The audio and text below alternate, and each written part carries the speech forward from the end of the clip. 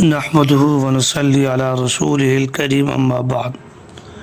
قادینی شبہات کے جوابات جلد نمبر 1 سبق نمبر 14۔ یہاں سے آج ہم پڑھیں گے عقیدہ ختم نبوت اور اجماع امت۔ اب تک ہم پڑھ چکے عقیدہ ختم نبوت قرآن مجید کی روشنی میں اور احادیث تجربہ کی روشنی میں۔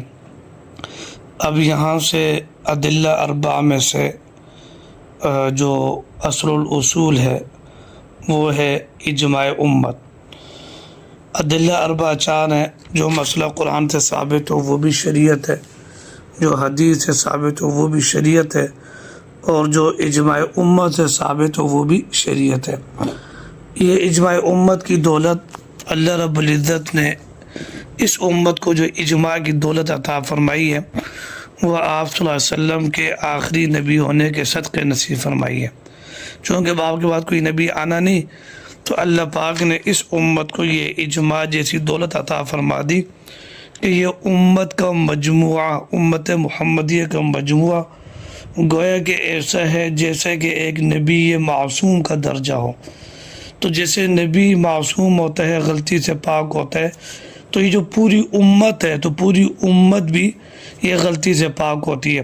اور رحمت دو عالم صلی اللہ علیہ وسلم کا ارشاد گرامی ہے، لن تجتمع امتی علی الضلالہ، کہ میری امت کا مجموعہ وہ کبھی بھی گمراہی پر متفق نہیں ہو سکتا۔ تو یہ آپ صلی اللہ علیہ وسلم کا فرمان مبارک ہے۔ تو اللہ رب العزت نے آپ صلی اللہ علیہ وسلم کے آخری نبی ہونے کے صدقے اس امت کو ختم نبوت کی دولت عطا فرمائی۔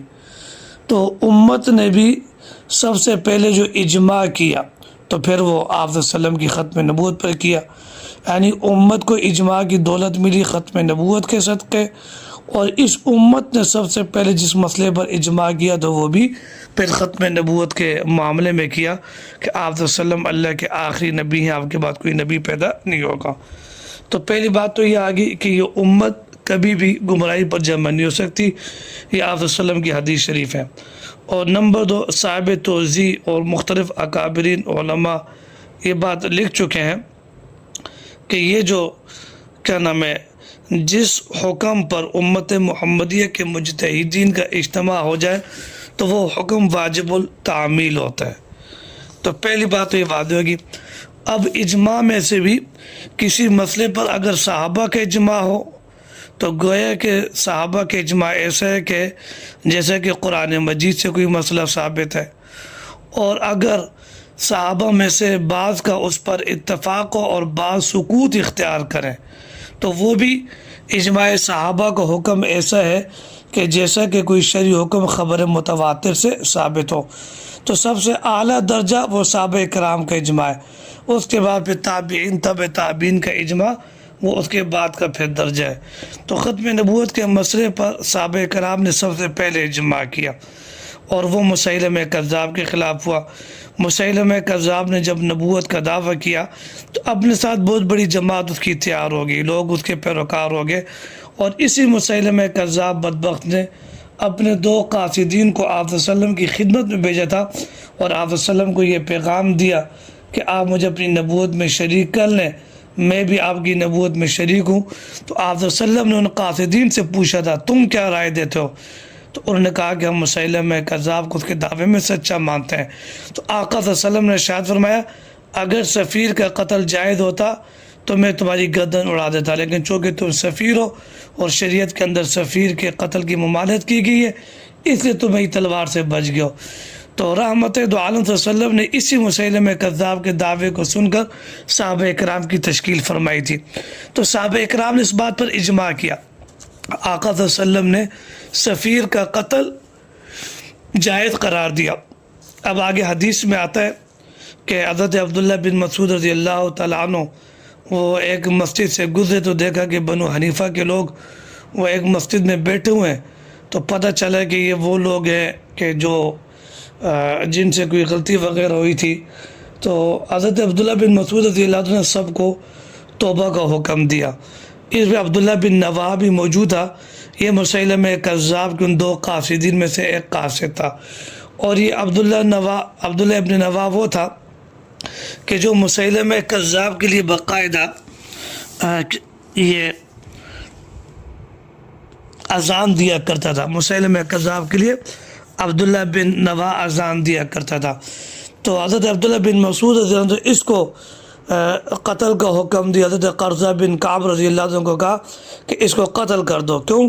اس لیے کہ اس وقت تو یہ سفیر تھا، قتل سے بچ گیا، لیکن چونکہ یہ آج سفیر نہیں ہے تو یہ واجب القتل ہے، تو لہٰذا حضرت عبداللہ بن مسعود رضی اللہ تعالیٰ عنہ نے عبداللہ ابن نوا کو قتل کر دیا۔ قتل کیوں کیا؟ کہ ایک تو اس سے مسیلمہ کذاب کو اللہ کا نبی مانا تھا اور اس کی وجہ سے یہ واجب القتل تھا، لیکن اس وقت چونکہ سفیر تھا تو قتل سے بچ گیا۔ آج یہ سفیر نہیں تھا تو جو اس کی سزا کا وجود تھا اس کو آپ نے باقی رکھا، اس پر عمل کیا اور اس کو آپ نے قتل کرایا۔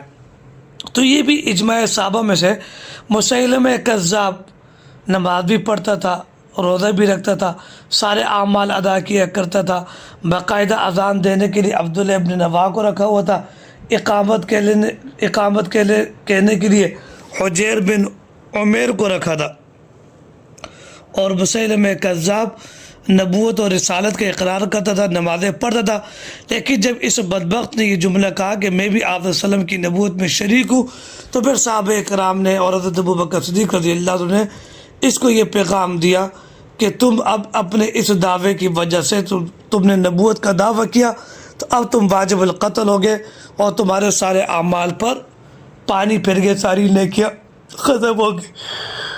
تو چنانچہ اس کے خلاف صحابہ نے جہاد کیا اور متفقہ جہاد کیا، کسی نے بھی اس کا انکار نہیں کیا۔ تو اب یہ سلسلہ چلتا رہا، تو اسی مسیلمہ کذاب کے خلاف جہاد ہوا اور صحابہ کرام نے بھرپور اس کے خلاف جہاد کیا۔ یہ مسیلمہ کذاب تھا، اس کی نہ نماز کا اعتبار کیا گیا، نہ اس کی اقامت کا اعتبار کیا گیا، اور نہ اس کے دین کے کسی اور عمل کا اعتبار کیا گیا۔ تو یہ بات تو آپ کے سامنے آ گئی۔ اب یہاں پر قادیانی ایک شوشہ چھوڑتے ہیں، وہ شوشہ یہ ہے کہ جی مسیلمہ کذاب کو جو قتل کیا تھا وہ اس کے دعوے نبوت کی وجہ سے نہیں تھا، بلکہ وہ اس کے بغاوت کی وجہ سے تھا، اس نے حکومت وقت سے بغاوت کی، اس لیے اس کے خلاف جہاد ہوا، یا اس کی دیگر گناہونی حرکات تھی جس کی وجہ سے صحابہ نے قتل کیا۔ تو یاد رکھیے یہ بالکل غلط ہے۔ مسیلمہ کذاب کا قتل، ان کے قاصدوں کا، سفیروں کا بعد میں قتل، یہ مسیلمہ کذاب کے دعوے نبوت کی وجہ سے تھا۔ آپ صلی اللہ علیہ وسلم نے جو مسیلمہ کذاب کے سفیر کو کہا تھا کہ اگر تو سفیر نہ ہوتا تو میں تجھے قتل کرتا، تو وہ سفیر واجب القتل کیوں ٹھہرا؟ وہ اس لیے ٹھہرا کہ اس نے مسیلمہ کذاب کے دعوے نبوت کو تسلیم کر لیا تھا، تو یہ اس کے قتل کی وجہ تھی۔ اور نمبر 2، جیسے بھی میں نے آپ کو بتایا کہ حضرت عبداللہ بن مسعود رضی اللہ عنہ نے صحابی رسول حضرت قرظہ بن کعب رضی اللہ عنہ کو حکم دے کر مسیلمہ کذاب کے سفیر عبداللہ ابن نوا کو قتل کیا، اور کہا کہ جس نے اس کی لاش کو دیکھنے تو بازار میں جا کر دیکھ لے۔ تو یہ قتل کیوں ہوا؟ تو وہ مسیلمہ کذاب کو نبی ماننے کی وجہ سے قتل ہوا تھا۔ تو صحابہ کرام نے بھی اس کے خلاف جو جہاد کیا تو وہ دعوے نبوت کی وجہ سے تھا۔ یہاں پر قادیانی کہتے ہیں کہ جی حضرت عمر فاروق رضی اللہ تعالیٰ عنہ نے اختلاف کیا تھا، تو یاد رکھیے وہ نہ تو مسیلمہ کذاب کے خلاف جہاد سے متعلق اختلاف تھا، حضرت عمر فاروق رضی اللہ عنہ نے جو اختلاف کیا تھا وہ مانعین زکوٰۃ اور حضرت اسامہ رضی اللہ عنہ کے لشکر کو جو روانہ کیا جاتا، اس موقع پر آپ نے اختلاف کیا تھا، اور اختلاف کی وجہ کیا تھی؟ آپ نے فرمایا کہ مانعین زکوٰۃ کے خلاف ابھی جہاد نہ کیا جائے کیونکہ بہت سارے فتنے اور ابھی تازہ آپ صلی اللہ علیہ وسلم دنیا سے پردہ فرما گئے۔ اگر کئی محاذوں پر آپ لڑیں گے، ایک طرف منکرین جہاد ہے، ایک طرف منکرین ختم نبوت ہے، ادھر یہ منکرین زکوٰۃ ہے، تو حضرت عمر فاروق رضی اللہ عنہ کی منشا یہ تھی کہ ہم تدریجی طور پر چلیں۔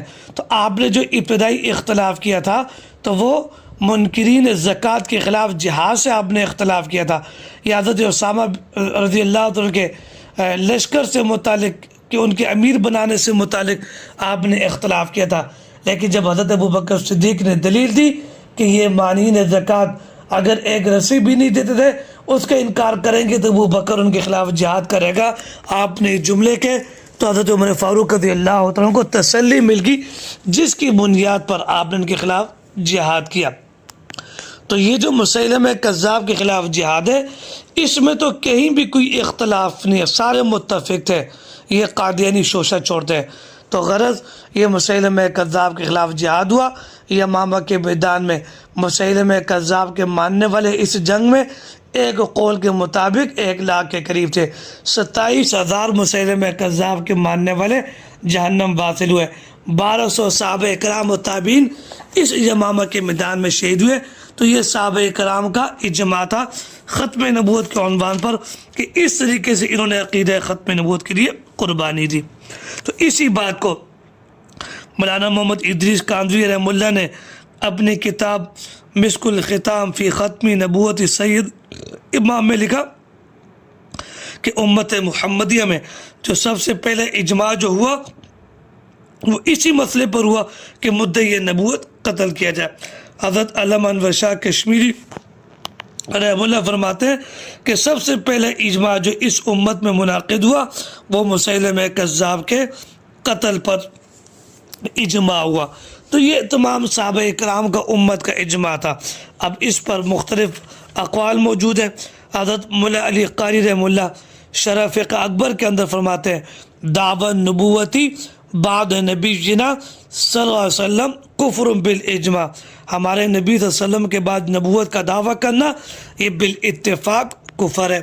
امام غزالی رحمہ اللہ الاقتصاد فی الاعتقاد میں فرماتے ہیں ان الامت فہمت بالاجماع من هذا اللفظ ومن قرائن احوالی، کہ پوری امت نے خاطب النبیین کے لفظ سے اور اس کے قرائن سے یہ بات سمجھی ہے کہ آپ کے بعد ہمیشہ کے لیے کوئی بھی نبی نہیں ہے، اس میں کوئی تعویل بھی نہیں ہے اور اس لفظ میں کوئی تخصیص بھی نہیں ہے۔ فمنکر هذا لا يكون الا منکر الاجماع، اور اس بات کا جو منکر ہوگا وہ اجماع امت کا منکر ہوگا۔ یہ 2 حوالے آگے۔ حوالہ نمبر 3 قاضی ایاض رحمہ اللہ اپنی کتاب شفا میں فرماتے ہیں کہ خلیفہ عبد الملک بن مروان کے زمانے میں حارث نامی ایک شخص نے نبوت کا دعویٰ کیا تھا، تو خلیفہ وقت نے علماء کے فتوے سے اس کو قتل کر دیا اور اس کو سولی پر چڑھا دیا۔ اسی طریقے سے قاضی ایاض رحمہ اللہ اپنی کتاب شفا میں فرماتے ہیں کہ آپ صلی اللہ علیہ وسلم نے یہ خبر دے دی آپ خاتم النبیین ہیں، آپ کے بعد کوئی بھی نبی نہیں۔ آگے آپ فرماتے ہیں کہ اس لفظ کے اندر نہ کوئی تعویل ہے نہ تخصیص ہے، اور اس عقیدے کا جو منکر ہوگا وہ بالاتفاق کافر ہوگا۔ یہ شفا کا حوالہ صفحہ نمبر 44 پر موجود ہے۔ نمبر 5 علامہ سید محمود آلوسی رحمہ اللہ وہ فرماتے ہیں وَيَكُونُ خَاتَمُ النَّبِيِّينَ مِمَّا نَطَقَتْ بِالْكِتَابِ وَصَدَعَتْ بِالسُّنَّةِ وَأَجْمَعَتْ عَلَيْهِ الْأُمَّةِ، آپ صلی اللہ علیہ وسلم کا خاتم النبیین ہونا اس پر قرآنی دلائل بھی موجود ہیں، حدیث تجربہ نے بھی اس کو بیان کیا اور پوری امت نے اس پر اجماع کیا۔ جو اس کے خلاف چلے گا وہ کافر ہوگا، اور جو اس عقیدے کے خلاف اصرار کرے گا اس کو قتل کیا جائے گا۔ تو یہ 5واں حوالہ موجود ہے۔